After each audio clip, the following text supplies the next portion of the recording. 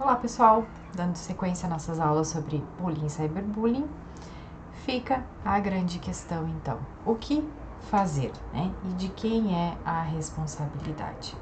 Espero que você tenha, né, até então conseguido diferenciar bullying e cyber de situações esporádicas, brincadeiras, né, ou outras agressões, tenha verificado a real extensão, problema, né, que essas agressões tenha se sensibilizado, né, com relação a isso. E agora eu lhe convido a pensar sobre o que, enquanto educadoras e educadores, nós podemos fazer. E aí, já fica a dica para vocês conhecerem o meu livro, acho que eu já mostrei para vocês, não sei se eu já mostrei, se chama Prevenção e Contenção do Bullying Escolar. Ações teóricas e governamentais no Brasil e na Espanha. Então, é fruto da minha tese de doutorado.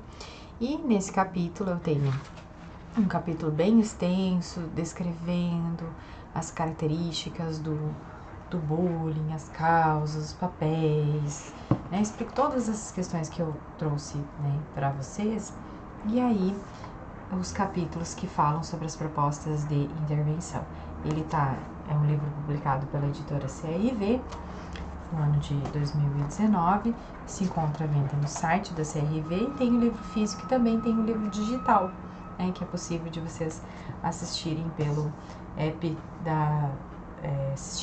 lerem, né, pelo app da CRV, tá? E é mais barato.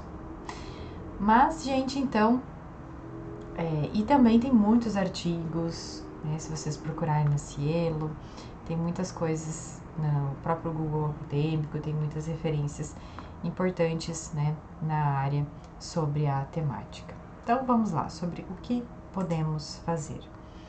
Bom, o bullying é um fato nas relações entre alunos, né, falando do bullying escolar, que acontece então nas instituições educacionais, seja na escola ou na universidade, e a sua prevenção é parte intrínseca da educação escolar, tá? E aí eu vou trazer alguns elementos aqui sobre um plano anti-bullying.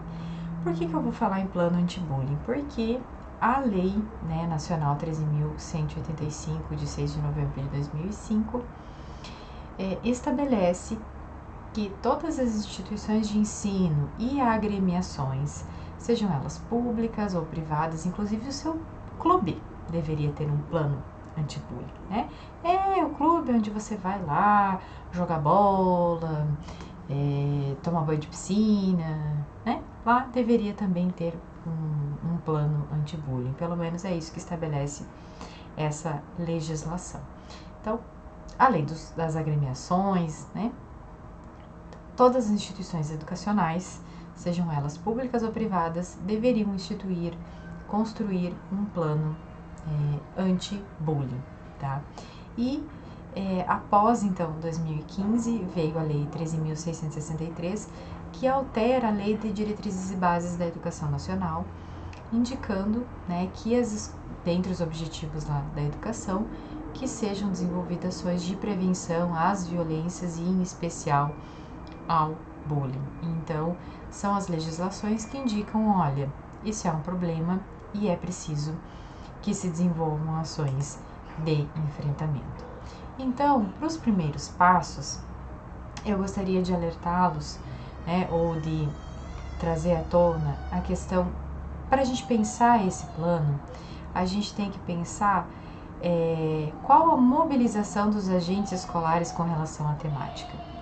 Então, as ações todas que eu vou apresentar para vocês, que são de diferentes tipos, de prevenção, de contenção, enfim, elas exigem a ação docente. Elas exigem pessoas para realizá-las. Então, com quem você pode contar? Né? A escola está preocupada, a escola, a universidade, o seu instituto, estão preocupados com essa temática? Qual o nível de mobilização dessas pessoas? Você pode contar com professores que estão sensíveis para a causa? é preciso sensibilizá-los.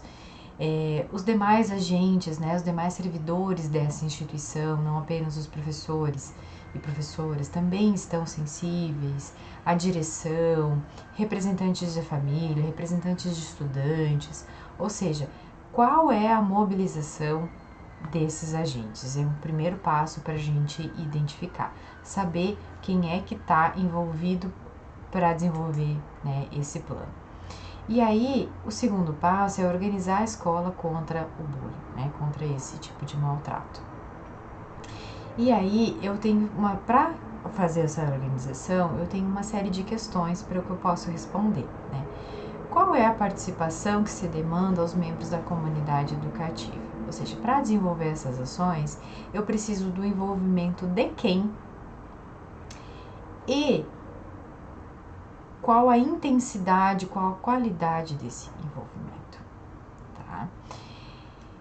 Que protagonismo se concede aos alunos? Porque a gente vai ver que a maior parte das ações envolvem a participação dos estudantes e até boa parte delas o protagonismo desses estudantes. Então, a sua escola, a sua instituição, ela é um espaço que protagoniza a participação dos estudantes, né, dá voz, os estudantes têm voz, têm participação ativa no processo de ação, no processo de avaliação das coisas, né? Há espaços ou eles são só aqueles seres que têm que obedecer e fazer o que os adultos mandam? Quais são os espaços e tempos necessários para o desenvolvimento dessas ações? Né? A gente vai ter que começar a estudar tudo do zero, a gente já sabe o que é bullying, a gente já conhece essa estratégia, não, a gente vai precisar estudar. A gente vai desenvolver isso daqui, a gente vai começar desenvolvendo tais ações, então a gente precisa envolver os estudantes, para isso é preciso formá-los, não, precisa formar os professores, é preciso de tempo de estudo, mas como? Se meu tempo de hora de trabalho lá das HTP, da escola, da universidade, são para preparar a aula, para preencher coisas burocráticas, né? Então vai demandar tempo extra da carga horária das pessoas para trabalhar, ou isso está dentro da carga horária de trabalho da instituição de forma fluida e é possível? Ou seja, as pessoas que vão desenvolver essas ações, elas têm tempo para sentar e planejar, avaliar, desenvolver, depois avaliar, né, executar. Então, essa consideração de tempos e espaços é extremamente importante. Quais os canais de comunicação que serão criados, né? Então, eu vou ter caixinha de denúncia, eu vou ter e-mail de contato, como é que vão ser, vai ter reuniões, não vai, vão ter pessoas que vão ser chaves para essa comunicação sobre esse problema, né? Então, quais recursos a instituição já possui? Então, a gente vai ver todas essas questões de ações de intervenção. Então, a minha instituição, ela tem recursos humanos, então eu tenho professores, X professores. Ela vai precisar de recursos materiais, digitais, ou, enfim, quais são os recursos de que ela disponibiliza para o desenvolvimento dessas ações? É preciso, então, construir um protocolo de atuação, ou seja, o que fazer em casos de bullying ou de cyberbullying acontecendo. E mais importante ainda, é preciso pensar qual é a mensagem que a escola passa aos alunos sobre as situações de bullying e cyberbullying. A escola é permissiva, a escola fecha os olhos para esse tipo de agressão. A escola, a universidade, enfim, o instituto é tolerante com situações de violência, ela não tolera quando é de professor para aluno, mas quando é entre os alunos ela tolera. Enfim, quais são os valores que são compartilhados por essa instituição? Tá? Esses são os primeiros passos. E aí, tendo, né, mais ou menos um panorama geral, o primeiro passo é analisar a realidade, ou seja, a partir de instrumentos que são validados, né?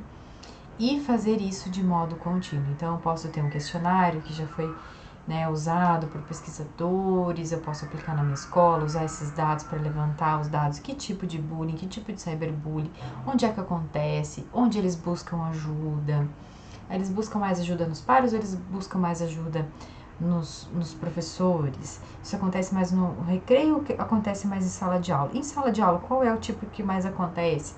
Enfim, ter uma noção, né, de todas essas questões. E atrelado, né, a esses instrumentos validados, podem ser feitos outros questionários abertos para as famílias, dizer o que elas entendem, se elas já ouviram o relato dos filhos chegando em casa e falando, olha, fulano, a gente percebe porque eles contam essas coisas em casa, o que os pais sabem, como é que os pais orientam. Enfim, eu posso ter outras formas de registro das situações que acontecem no dia a dia da escola, que também vão me dar subsídios para o enfrentamento, tá? Mas é muito importante o uso de instrumentos validados e de forma contínua, porque é a partir, cada instituição tem uma realidade, né? E eu não posso chegar aqui para vocês e dizer, olha, um plano anti-bullying ele tem que ter isso daqui, porque vai depender justamente da instituição, né?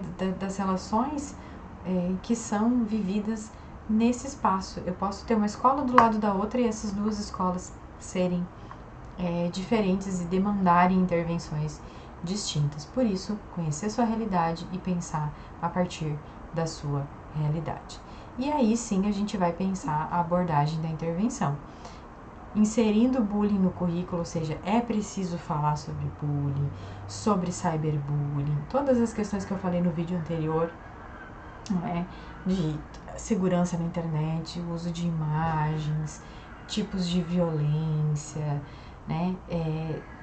Trabalhar também a questão dos preconceitos, porque se o bullying ele não é um problema do indivíduo, mas do olhar do indivíduo, por que as pessoas excluem quem é novato na escola?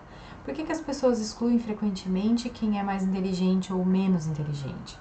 Por que as pessoas excluem ou maltratam quem vem de uma região distinta do nosso país? Ou quem vem de outro país? Ou quem fala de forma diferente?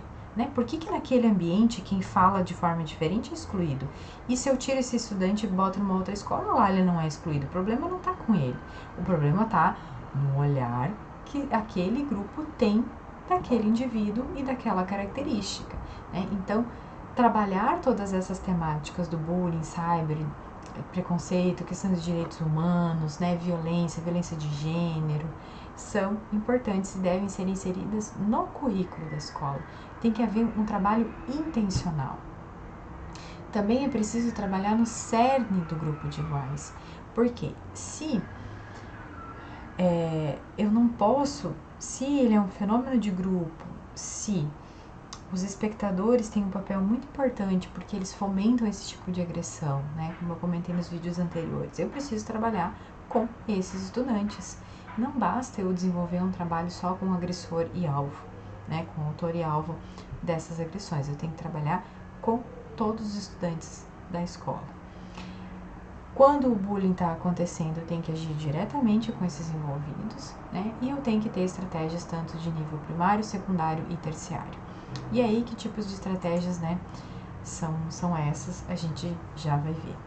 Inserir o plano anti-bullying no projeto político-pedagógico, ou seja, instituído, e trabalhar de forma sistemática e contínua.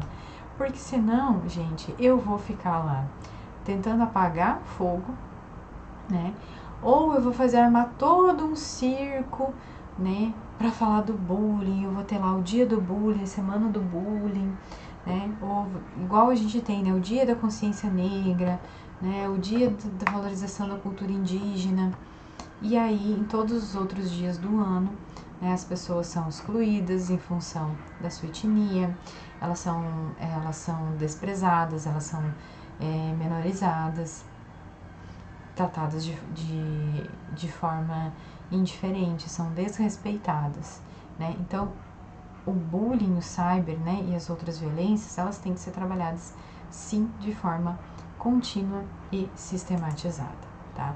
E aí, um programa anti-bullying, um plano anti-bullying, realmente, ele vai ter ações de prevenção e ações de contenção. Dentre as ações de prevenção, tem aquelas que são gerais, que vão contribuir para a melhora da qualidade das relações interpessoais, para resolução de conflitos, né? Para questões que são mais amplas e vão contribuir para que o bullying não aconteça. Tem aquelas situações que são ações preventivas de situações de risco, né? Então, assim, se eu compreendo que na minha escola há fatores de risco, eu já identifiquei quem mais sofre bullying aqui na escola. Então, se eu sei, assim, que frequentemente quem chega na escola como novato sofre discriminação, eu preciso, né? Então, quando vem um estudante novo para a escola, como é que eu vou inserir esse estudante na escola para que ele seja acolhido e ele não seja vitimizado? Então, são estratégias de prevenção de risco, né? Quando ali está em iminência de uma situação de vitimização, né? De vitimização por bullying ou por cyber. E aí, quando, obviamente, eu tenho uma situação de bullying acontecendo, eu tenho que ter um protocolo de contenção. Então, eu tenho as ações preventivas e eu tenho aquelas que são quando a situação já está em marcha, ela já está em curso. E aí eu vou atuar com alvos, autores e com os espectadores. Aqui tem um errinho, tá? Não, alvos, autores e espectadores. E esses espectadores podem ser tanto os outros pares, quanto os adultos, as famílias, tá? Então, vamos lá. Sobre as estratégias gerais. No meu livro, eu descrevo, né, cada uma dessas estratégias, inclusive eu dou exemplos, eu dou, assim, uma coisa que eu fiquei, assim, muito contente na minha tese e no livro, é que eu faço um compilado e eu trago a descrição dessas estratégias e dou muitas referências. Então, é um importante recurso de fonte para as pessoas que querem aprender, querem se aprofundar, né, para o desenvolvimento de ações de intervenção, podem conhecer a partir desse material. Então, assim, nas ações gerais, assim, eu tenho ações desde que são informativas, de conscientização e sensibilização. Aquelas atividades de campanhas, palestras, né? Quando eu chamo alguém para falar de bullying. Vou chamar a professora Loriane para falar de bullying. Eu vou promover debates, eu vou distribuir cartilhas. Esses momentos são de informação, são para conscientizar, são para sensibilizar. São aqueles momentos que a gente chama de disparadores. Opa, eu chamo a atenção para aquele problema, para uma ação que tem que ser contínua.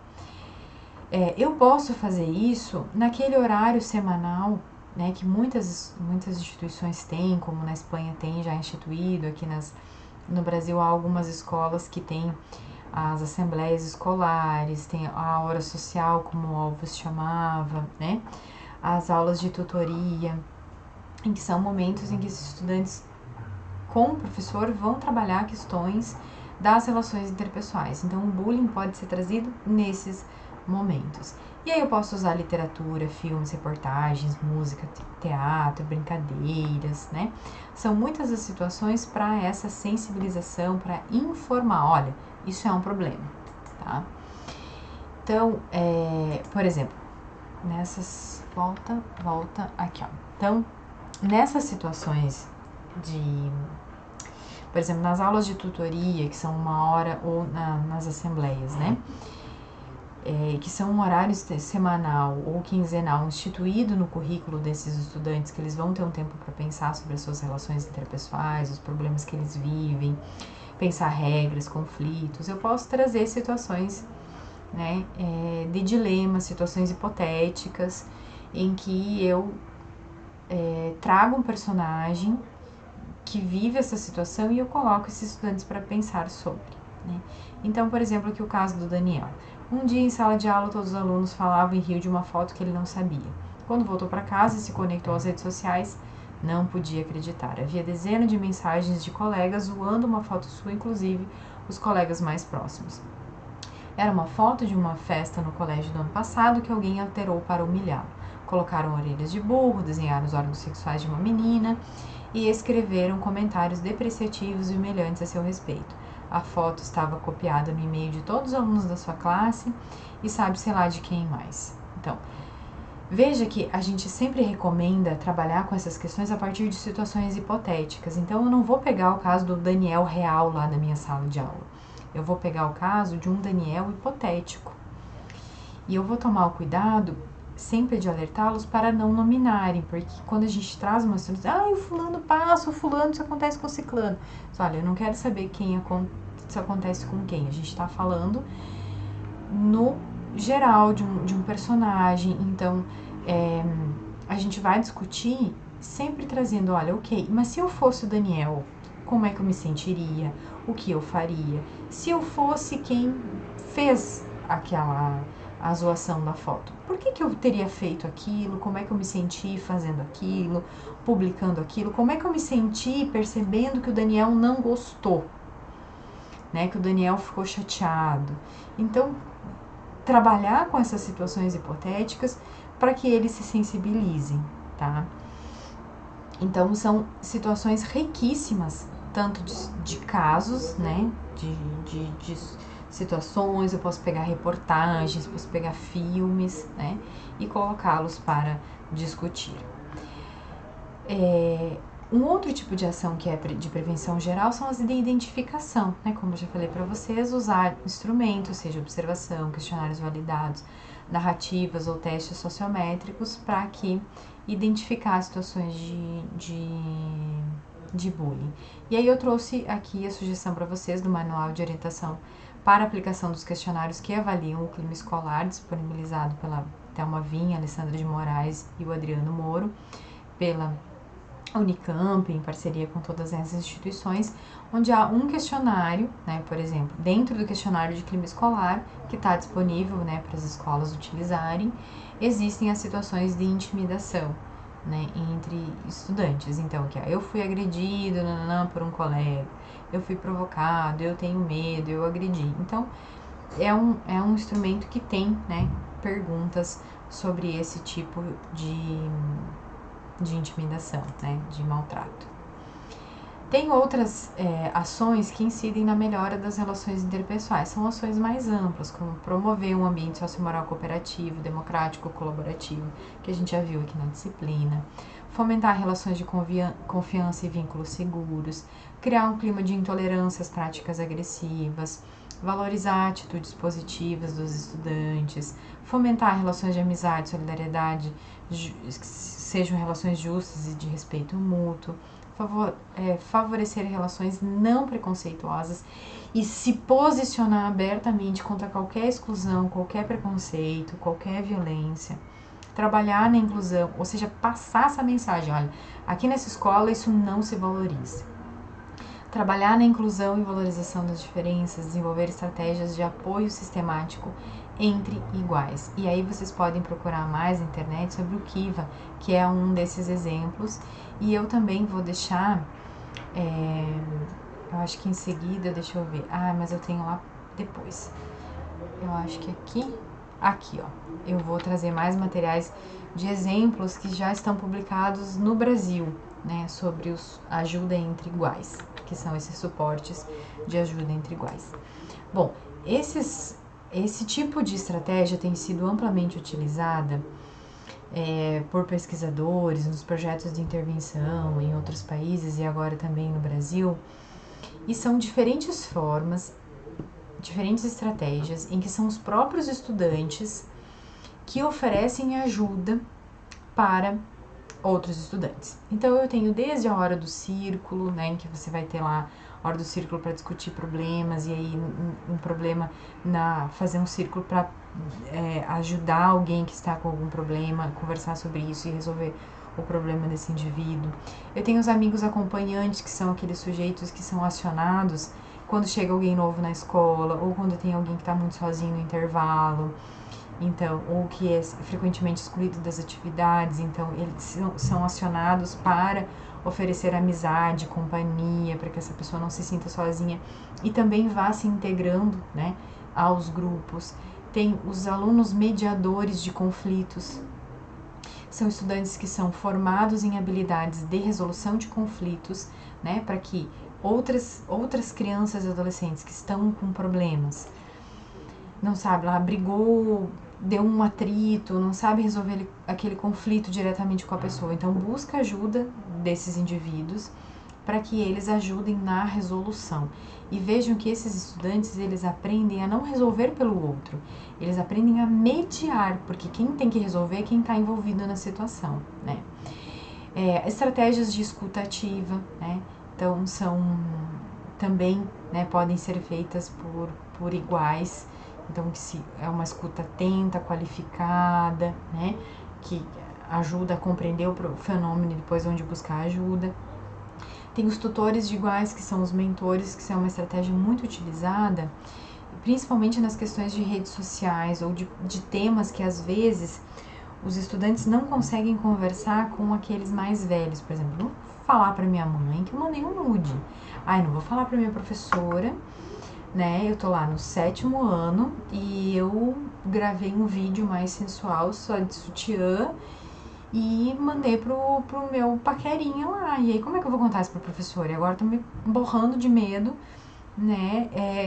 Porque a gente terminou o relacionamento e ele ameaçou divulgar nas redes sociais esse vídeo. E aí, como é que eu vou contar para um adulto? Não vou contar, né? Então, as pesquisas têm mostrado por que essas estratégias, elas são, né, muito recomendadas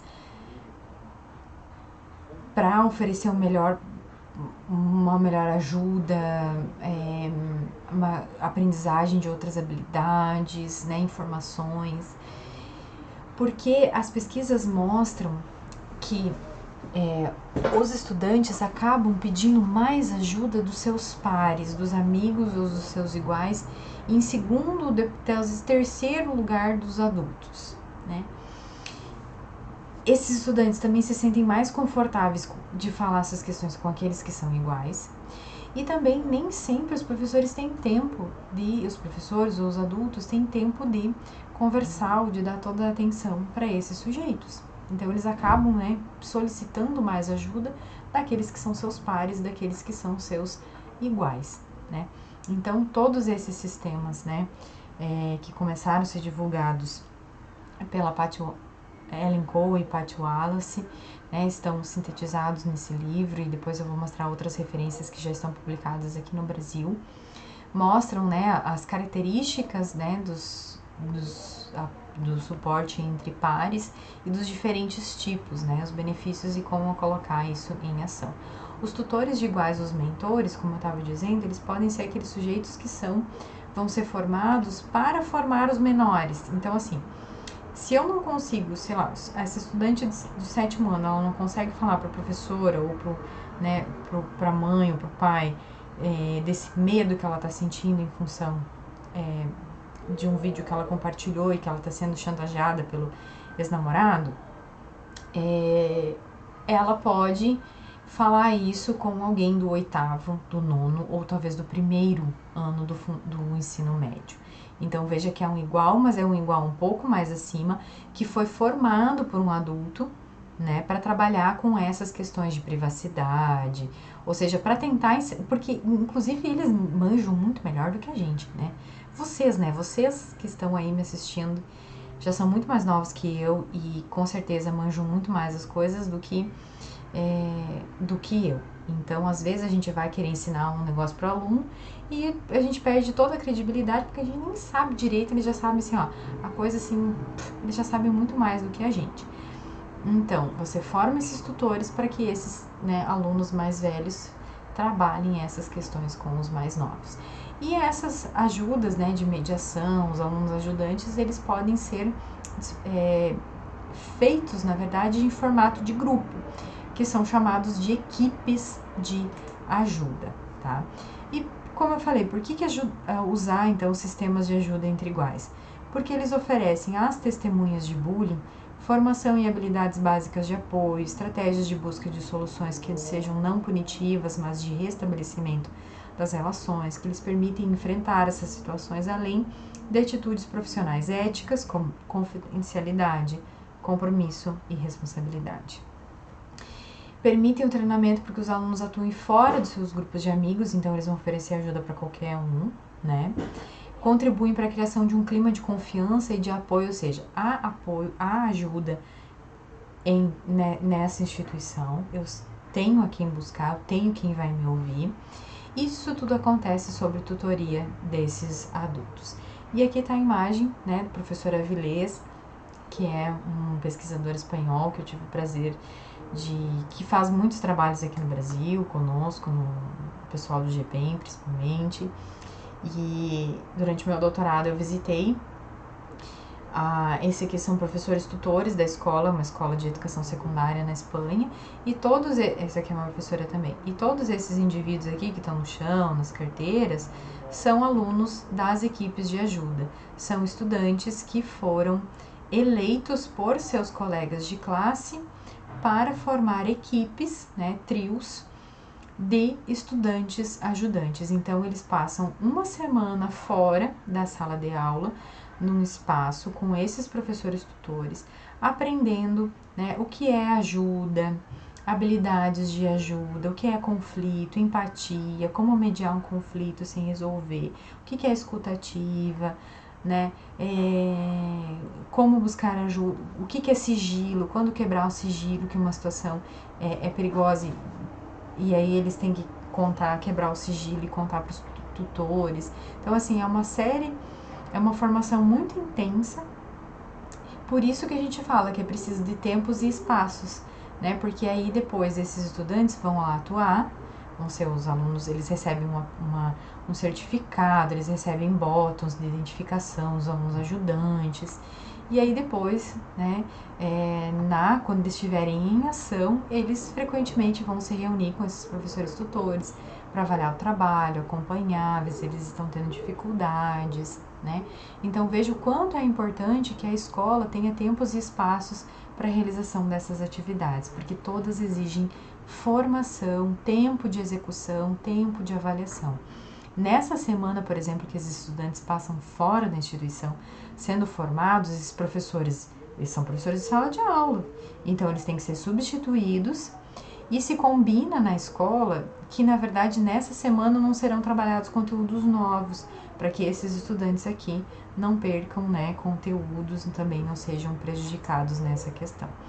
E aqui é o que eu queria mostrar para vocês, olha, o professor Avilés já publicou, né, um livro aqui no Brasil que se chama Os Sistemas de Apoio Entre Iguais na Escola, onde ele fala das equipes de ajuda à cybermentoria. Então tem o livro formativo, publicado pela Donis, e tem os cadernos de formação, tanto para o Fundamental 1 quanto para o Fundamental 2, o caderno dos alunos e alunas e dos professores, né? Então, de quem vai formar esses estudantes.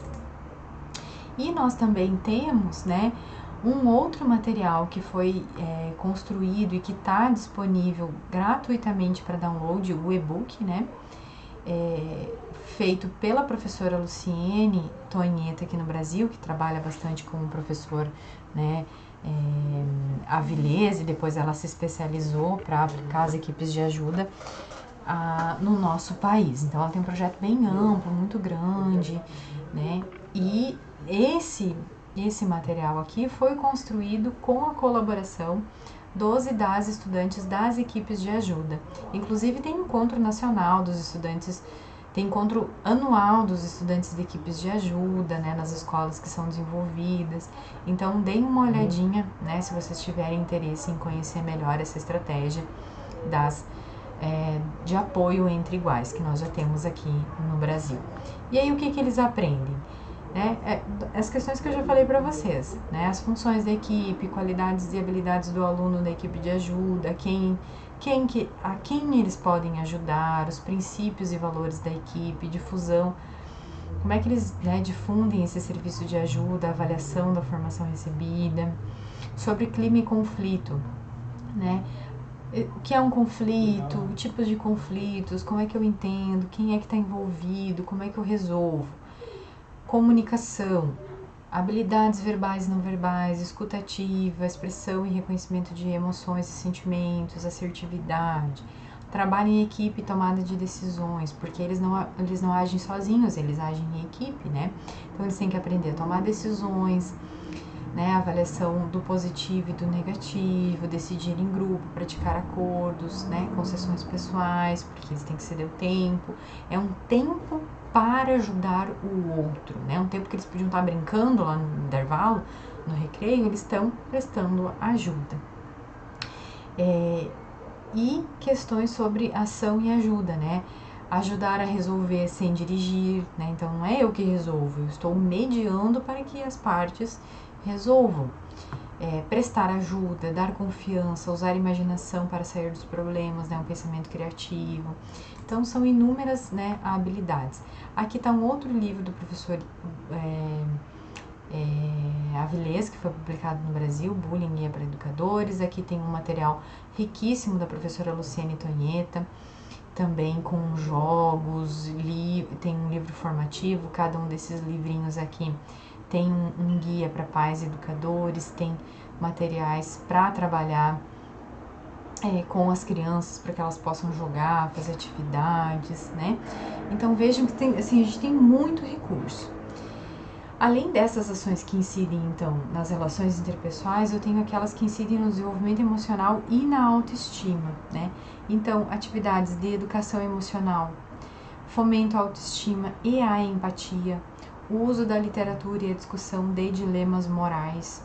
Então, são importantes recursos, né, para o trabalho com sentimentos. Inclusive, eu deixo muito a dica desse livro aqui, da professora Luciene Tonheta. A referência vocês encontram, né, no meu livro, na minha tese, porque são materiais riquíssimos, né, que contribuem para a expressão de sentimentos, que, como a gente já viu, em situações de conflito, em situações de violência, né, os sentimentos estão presentes e eu preciso aprender a entendê-los e a como expressá-los adequadamente sem ferir os outros, né.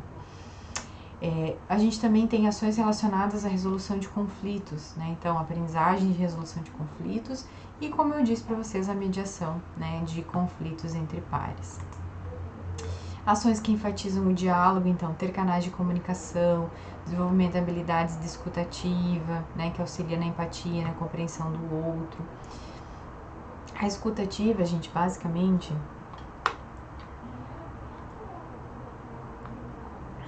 ela consiste em descrever o fato usando, né, palavras e expressões neutras que evidenciam interesse pelo que o outro diz.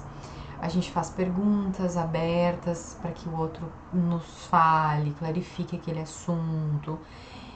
Enquanto ele vai falando, a gente vai organizando as ideias. Então, a gente vai parafraseando as ideias ou os pensamentos expressados pelos outros. Então, não é eu dizer o que o outro está sentindo, mas o que o outro está me dizendo, eu vou sintetizando. Então, olha, então se eu entendi bem, você me disse que essa situação aconteceu por causa disso, disso e disso, aí você disse que se sentiu, me parece que você se sentiu desse jeito, e aí você tomou essa atitude. Então veja que você não está julgando, mas você, a partir do que o outro está dizendo, você organiza as ideias, né?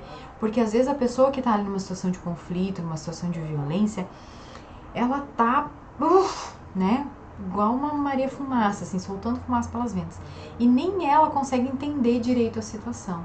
Então, o momento de escuta ativa ajuda, né, com que ela, até que ela compreenda, né, a totalidade daquela ação. Então, isso é bem interessante. Aí nós temos outras, né, outras ações de promoção de valores morais, como, por exemplo, o desenvolvimento de habilidades sociais, a própria educação em valores, que frequentemente, né, é o foco aqui da nossa disciplina.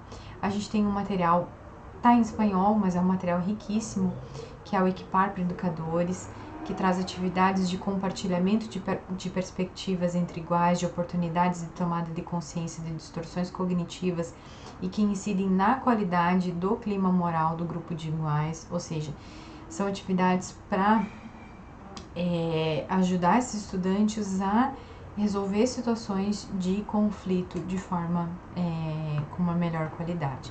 A gente tem as ações que incidem nas regras, né? E aí a gente já falou sobre isso aqui na disciplina. A gente pode ter ações que incidem na mudança estrutural ou física da escola. Às vezes aquela escola é feia, aquela escola é escura, aquela escola não tem nada de bonito, ela não tem coisas que incentivem as crianças, os adolescentes a interagirem de forma positiva. Então eu posso reorganizar esses espaços para torná-los mais atrativos, colaborativos, né, e recreativos. Eu posso aumentar a supervisão adulta em espaços onde as violências costumam acontecer numa maior incidência, né? Organizar equipes, né, multidisciplinares para pensar ações sobre temas também é uma forma de reestruturação. E por fim, gente, de forma geral, as ações de capacitação profissional. Desde escolas de pais e professores ou espaços institucionalizados para formação, planejamento, execução e acompanhamento das ações. Por isso, gente, que a gente tem que ter espaços e tempos institucionalizados na escola. E aí, gente, quando eu falo das escolas de pais e professores, há muitas experiências, né, que trazem os pais para a escola para trabalhar aquilo que, olha, a escola tem trabalhado desse jeito, a nossa perspectiva é essa, ajudam que os pais também entendam esses problemas e encontrem formas, né, de atuar de forma conjunta. Porque às vezes fica só naquele cabo de guerra de empurra, que não é nada saudável, e muitas vezes as famílias não sabem o que fazer. Ou as famílias pode ser o contrário, as famílias têm ideias riquíssimas, uma formação riquíssima que também pode contribuir com aquilo que é desenvolvido na escola.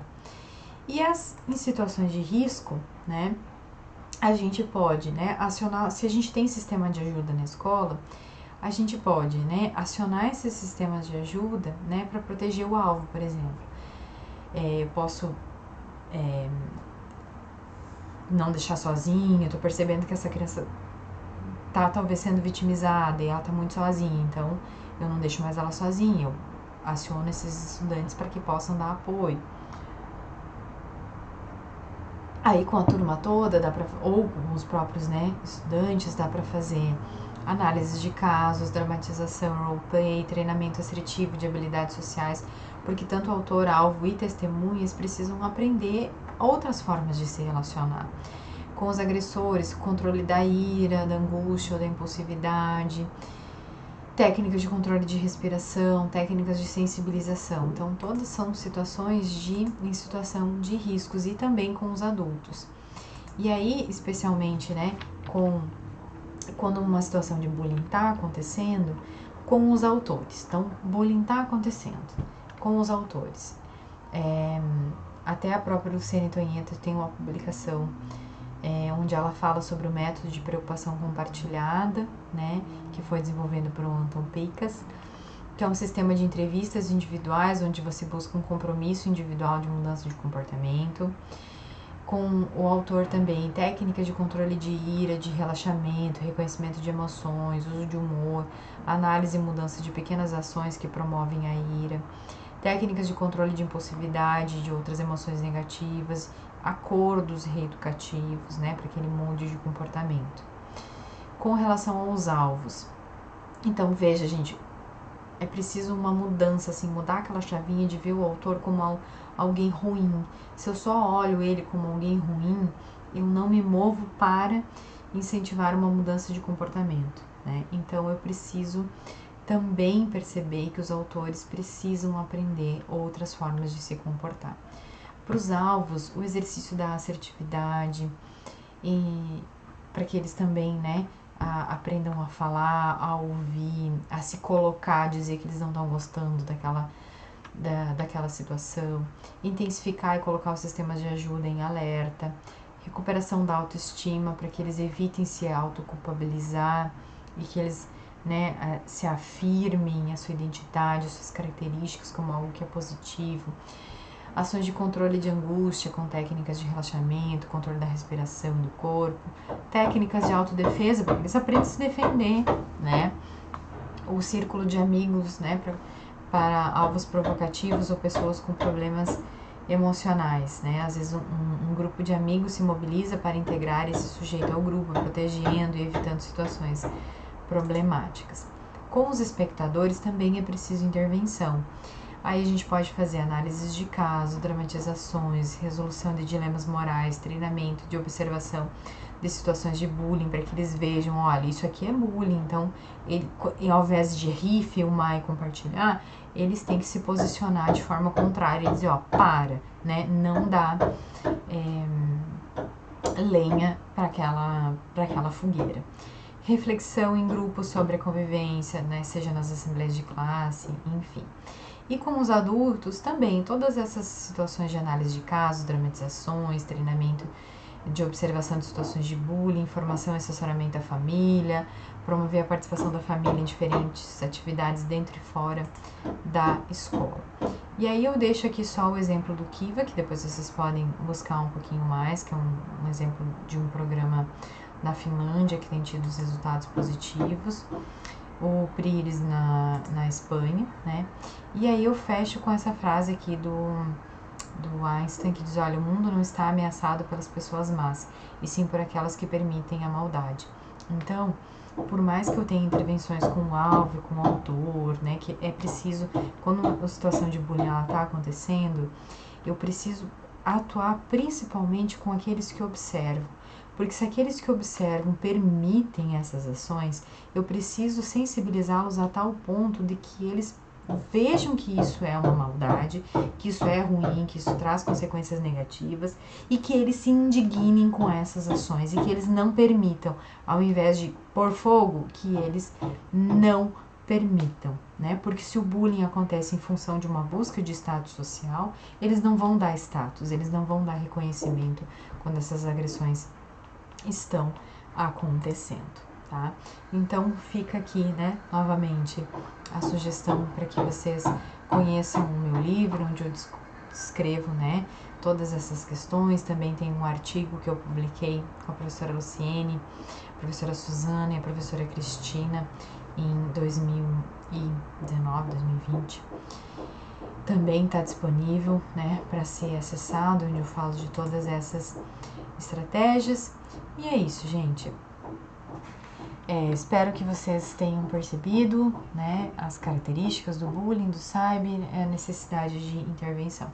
E aí, só para fechar, eu estava lembrando agora de uma revisão sistemática de literatura, que é bem super recente, acho que 2020 ou 2021, que analisa, né, esses programas de intervenção. E aí eles falam que os programas de ajuda entre pares não têm sido tão eficazes na redução do bullying, apesar de que os estudos mostram a melhora da qualidade das relações, né? Ou seja, tem inúmeros fatores positivos, né, que melhoram as relações interpessoais e, consequentemente, né, diminui, auxilia, né, para que essas agressões diminuam, né, talvez não tão significativamente. Mas tem um programa, que agora eu não recordo qual, que tem usado, na verdade, recursos de tutores, de apoio, não físico, mas um apoio virtual. Ou seja, a gente tem um estudante mais velho, formado também, para tirar dúvidas. Então, a pessoa liga para ela e diz, olha, tá acontecendo isso comigo e tal. E isso... pelo menos os dados dessas pesquisas têm mostrado que tem surtido efeito, né, principalmente em função dessa questão que os indivíduos eles não querem se identificar. E aí, quando você busca ajuda presencial na escola, de certa forma, né, você está se identificando. Enfim, mas são inúmeras, né, as estratégias. É importante contar com a rede de apoio, como eu falei, de psicólogos, assistentes sociais, também na instituição. E, fundamentalmente, que se tenha espaços e tempos institucionalizados na escola para que essas ações sejam desenvolvidas de forma contínua e sistematizada. Então é isso, gente. Um abraço para vocês e até breve.